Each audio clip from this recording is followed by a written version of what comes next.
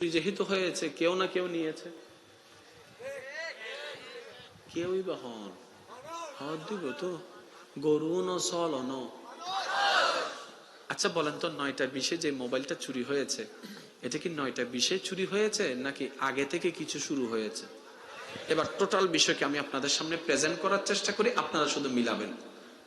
সময়ের ঘড়ির কাঁটায় যখন 8টা, আমার ভাই স্টেজে আসছে 8টা 15 মিনিট, প্রথম তার নজরটা মোবাইলে পড়ছে। 8টা 15 নজর পড়ার পর পর এই নজরের সিগন্যালটা এখানে গেছে। এখানে যাওয়ার পর এখন শুরু হয়ে গেছে, সুন্দর আছে তো, হাই ফেলে তো অর